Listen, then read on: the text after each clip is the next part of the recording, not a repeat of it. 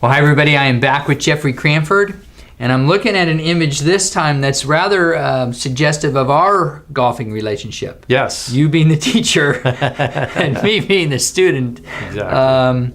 And we're gonna leave part of that discussion for a later time, but for now, I want to talk to you a little bit about this training unto perfection that the Lord does in us. He does it in us. And I'm going to let you teach me. Well, I have a lot to learn from you, my friend. But let's go down this road a little bit. How are we perfected? If Jesus is telling us in Matthew 5:48, be perfect, what does that process look like? Well, first of all, we know one thing, that we can't just give it the good old college try. That just doesn't work. No. I've challenged guys before. I said, you want to be good? All right, here's what I want you to do. Pick a day this week, and I want you to spend the entire waking hours, 12, 14, 16 hours, whatever it's going to be, and be perfect all day long, and then come back and tell me how you did. Thought life, reactions, yeah, right. Motivations. I couldn't sit in a perfectly quiet room for 15 hours and not feel like I Totally had a perfect day. Yeah. I mean, I'd start whining or griping at some point, and I would realize of my own vanity, whatever it is. So how do we do that? We do that, as we talked about last time, in perfect complicity with the Holy Spirit. It reminds me of one of the pastorals. Now, this is Paul writing to Titus. And listen to what he says as he writes to Titus. He says, He, God, saved us, not on the basis of deeds which we've done in righteousness, not the good old college try. That's Right. not how we were even saved. But according to His mercy, by the washing of regeneration, in other words, going to make us totally new, and the renewing by the Holy Spirit. So this happens via the Holy Spirit. We're transformed by our teacher. And it's really not unlike this picture behind it. It's a great analog with golf. I mean, here's a teacher, holding and moving into place and not only giving information, but actually it's a hands-on job. And from this sense, it's actually an inside-out job. The Holy Spirit is in us, renewing us and regenerating us and transforming us from the inside, if we're complicit.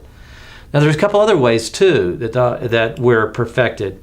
Secondly, we're perfected in God's love. So 1 John chapter 4, John says that as we abide in the love of God is then perfected in us also as we are loving other people. So as we abide in His love, we find ourselves loving other people, and in the process of loving other people, because it's His love in us, we're actually being perfected in His love more and more. It's a synergistic kind of a thing. It's a snowball rolling downhill. So the more we give Him access to our lives, and don't jump off the potter's wheel, and the more we do that, the more empowered we are by His love. We begin loving the unlovely as we were unlovely. There were people in my life that loved me when I was not lovely.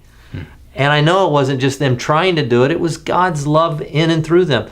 And through them loving me, they were actually being perfected in love through their process of them kind of like giving up their body, kind of like Demi Moore and Patrick Swayze. Somebody had to give up their body. Whoopi Goldberg had to give up her body in to these allow ghost movies. Exactly. Yeah. So that famous movie had to give up our body. Well, I give up my body to the Holy Spirit, and then God begins to love others through me. And in that process, actually, I'm being perfected. I'm being perfected, which is a radical concept and very awesome, because we're beneficiaries on both sides, and we're benefiting those that we're able to love. Our God is able to love through us. And then lastly, and not something that we ever enjoy, but Paul's very clear, and Jesus to Paul was praying because he had a thorn in the flesh. Theologians disagree on what that was, whether it was an illness, persecution, or maybe even a temptation that he was struggling to overcome. We don't know. Different church traditions have different positions on that. But he kept praying that this would be removed. He called it a thorn in the flesh.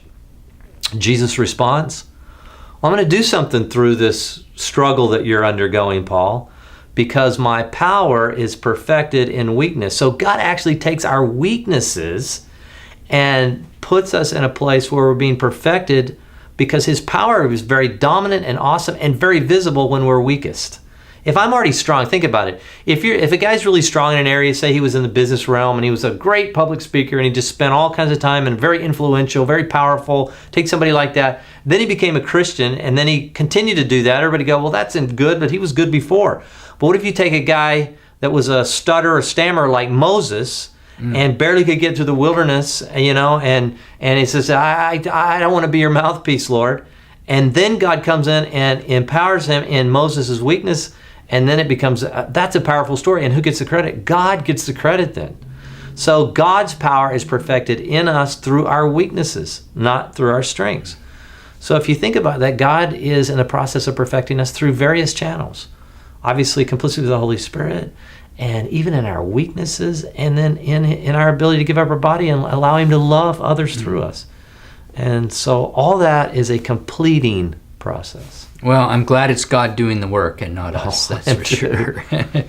Well, thank you. We're going to conclude next time with one more segment here on the idea of what it means to be perfected by Christ.